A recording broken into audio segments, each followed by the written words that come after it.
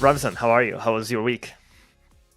I'm doing great, man. I've had a great week, and we're going to use hardcore analytics this week, and we're going to go straight to the title of this video, and we're going to answer this key question. Have we bottomed? And we're talking about this in a bunch of different markets. I think mostly we talk about the stock market. It's kind of where you and I work and do most of our stuff. We're going to talk about a few markets and whether we think they answer this. Let's just go off the top. I mean, put out our disclosures. We have no idea. That's the real first disclosure. We're guessing. This is for entertainment purposes. But given that, Gabe, yes or no, have we bottomed? I think we have mostly bottomed. Yes. I'm so torn. I'm 50-50. I'm going to say yes as well. I'm going to say that I think we have. This could look very foolish, but I'll show you on the second piece of presentation why I think that is the case that we have for now. Let's show you what a bottom looks like, or could look like. This is, I think June 16th was the lowest date. This is what a brutal, violent recovery looks like. You sold expecting a recession. You were right. Let's say you were right. Markets crashed. When do you get in? Look, if you missed the entry point by a month and a half in growth stocks, you missed out a good chunk of the rally. This is serious. 64.74. One name that's not on here that I heard mentioned, mostly because poor ARK, they got called out again. ARK is just constantly getting negative media attention. I think the main ARK ETF sold out of Coinbase near the lows, and it's doubled since then. It's up plus 100%. But yeah, these are major growth stocks, big market caps. This takes a lot of money to move these stocks this much. This takes a lot of buying. Yeah, here I'm just gonna drag in. Thank you, Koifin. They're not a sponsor, but would love to have you. But this is Coinbase. It really is the red line here. 80% up since the bottom. 80%. Goodness, it's brutal recovery. This is how what. So what does that tell us? This is part of your thesis that yes, we have bottomed. Yeah, we probably have bottomed. So the big question to me is what's going to happen to corporate earnings, right? I do think these corporations are taking the right steps. All of them have announced cuts. PayPal has Elliott as an activist investor in there.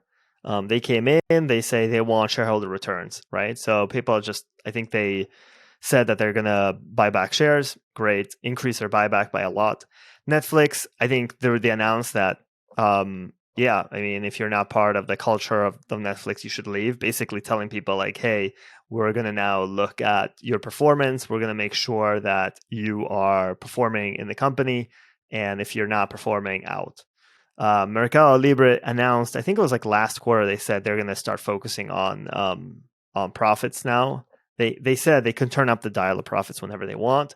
If the market demands it, we're going to do it. And I think they basically delivered this quarter, and that's why they're up substantially in the last couple of days. Amazon, I think they announced that they're cutting back on capex, specifically around warehouses. Did you hear that news? Yeah, I think they're like stopping expansion and they're going back. They're actually like leasing out what previously they had leased. And then Coinbase, they announced cuts and they cut a lot of people. And they're focusing on profits as well.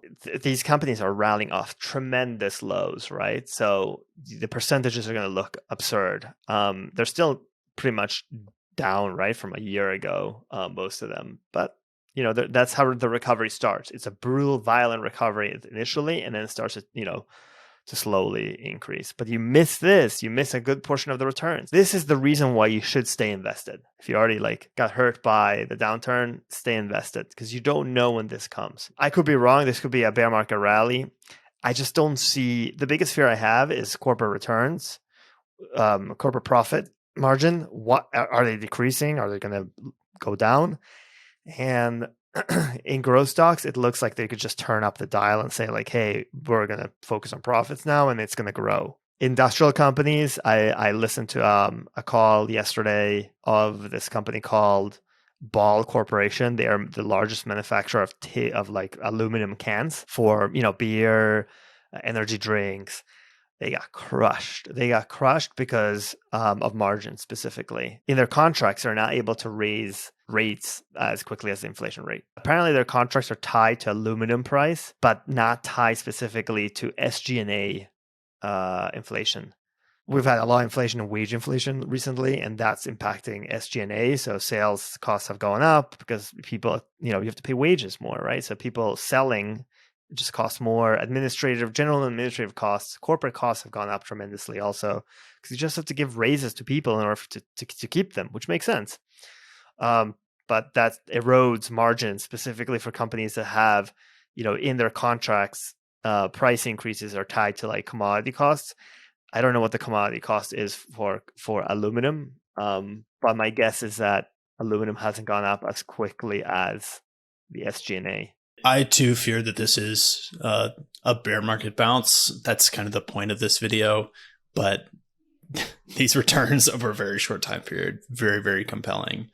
And I'm with you on corporate profits being a key piece here. This is a chart of something called the high yield option adjusted spread. Don't really need to unpack exactly what that means. The high level of it is that this is a proxy of the cost to borrow for companies that are in the high yield bond space. We could also call that junk bond space. This is smaller companies that are not as credit worthy as the top, large cap, high quality companies. Apple borrows close to the treasury rate, right? These companies don't. So this is a pretty good measure of a couple of things. I'm, by the way, stealing this indicator from a company called Verdad Advisors. Shout out to Verdad Advisors. They're incredible. They write in their methodology on one of these crisis investing posts they have that's awesome. They say the high yield spread is a gauge for monitoring market sentiment for small and micro cap companies because it combines real world economic consequences and the temperature of the market. So real world economic consequences, hey, our interest costs went up a ton, between April and July of 2020. We can't refinance. We can't reinvest, right? We have to tighten the belt very, very seriously. Historically, 6 has been a really, really big number here, which is why I made Gabe put this on the line here. And we just touch right on that at the worst of this crisis in terms of the spreads of high yield credit compared to everything else. So this is the one that, look, I don't pretend to be as smart as like the macro guys. So I've been listening to a lot of Hugh Hendry. I love Hugh Hendry, this Scottish crazy hedge fund guy who lives in St. Bart's now. He is wickedly, preposterously bearish. He's talking about war in Taiwan. He's talking about all this stuff. Look, could totally be correct. I'm not a macro guy, but when I'm trying to look for some numbers that have real world implications, this is one of those that pushes me towards the probabilistic. I think for now, this is a really, really good sign. I would agree. I mean, high yield. They say that the bond crowd knows where we're going to head in the economic cycle before the stock people and before the equity people. And this is a clear indication that it was probably like the height of it was back in, was it June or July? Let's move on to the next one, which is the last one, which is our payroll is a lagging indicator. I mean, we all know the answer is mostly yes, it is a lagging indicator, but why is it increasing? What are we looking at here? Tell me what's on this. These are non-farm payrolls. This is essentially how many people are being employed, like how many new people are being employed or put on payrolls every month. Basically brought the graph all the way towards, the big adjustment, which was, the big earthquake up or the big earthquake down and up, right? Because, during COVID, fired a ton of people and then people were rehired like a couple of months after.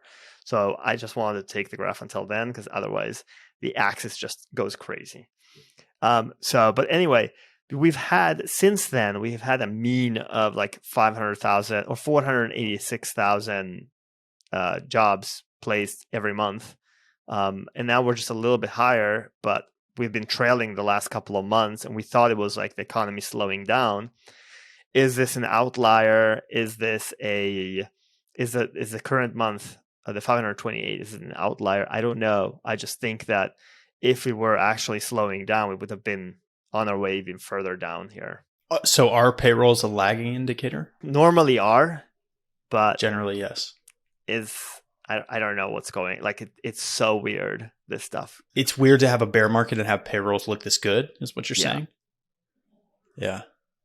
Okay. So OIS tells us things are not that bad. 528,000 is like insane. I think post great financial crisis, like our average was like 250 to 300. This is just like we're like, our economy is like literally on steroids. It's crazy. And people say, yeah, it's slowing down. Yeah, slowing down from essentially being injected with adrenaline, steroids, and like, I don't know, other drugs. If the payrolls are just going to continue going at this, we're going to continue to have wage inflation, and we're going to continue, the biggest source of inflation right now, which, as I said, was SG&A, because energy is down a lot over the past like month and a half. Today it's up, obviously. Things are just like, we thought we had inflation under control. Seems like we're not going to.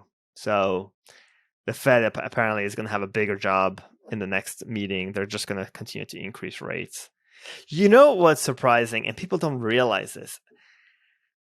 The problem of the relationship between interest rates and inflation was well known in the 70s, and still they could not keep inflation down. Between 1973 and 1982, inflation was always above 6%. Peaked with like, 14, 13, 12, I forget what it was, but it peaked at crazy. It was just, you could not keep inflation down. And they didn't raise rates enough? Is that what you're saying? I mean, they raised rates, then they would, they provoked a recession, they lowered it a little bit, and then again, they had to raise it again, and it kept going up and up and up. This is the inflation rate from 1966 to 1980, 84. And you see, if I put a line at 6%, so like 73 started going up, and then, during 77 it probably went down below this, but the year on year, the year overall was above 6%. Look at that. You had a decade worth of inflation above 6%, and it peaked at around 14 something. You see, everybody says the Fed wouldn't allow the economy to this to happen. Yeah, and then in the 70s they probably thought the same. Fed wouldn't allow this to happen, and it did happen. And whenever I do get into the history of this, which is not all the time, I try not to like think about this too much, because I think there's limited upside in like getting way into it. But I think ultimately the Fed has to weigh these trade-offs, and the trade-offs are like real world. You could say the economy, right? Whether you're slowing it down, but the economy is actually like people and their well-being. Like the unemployment rate is like the death rate, right? It's very highly correlated to like the human outcome of the United States. So are they going to take a hit to the sanctity of the money that's being used, and, our relative power positioning in the world compared to how much we're going to make people actually suffer in the real world, the real economy? It's really hard, really complicated, and a zillion factors. And of course, it's all been like turned into a weapon of psychology since Greenspan. But yeah, this stuff is wickedly complicated, really hard. And I don't think most people would have had the guts to be like, hey, we're going to 15%. There's a reason that was like a unique personality that took us to get that far. The red line here is the inflation, the unemployment rate. It just kept creeping up, lagging a little bit of inflation. So the more inflation you had afterwards, the more unemployment you had. So, I mean, I think that's the problem, is that overall, like if you have a high inflationary environment, our experience in the past was a high unemployment rate. And so that's the key thing, is that you need to keep the inflation down. And I don't know if it's a causal relationship or there's some sort of relationship here, but I don't know what kind of relationship there is. But it looks like it's lagging, right? The unemployment rate is a lagging indicator of the inflation, which is probably a response. It's lagging to the response of the Fed, which is higher interest rates. Yeah, it's an employer response. Yeah. There's an employer saying we have to pay interest. We can't afford to pay as many people.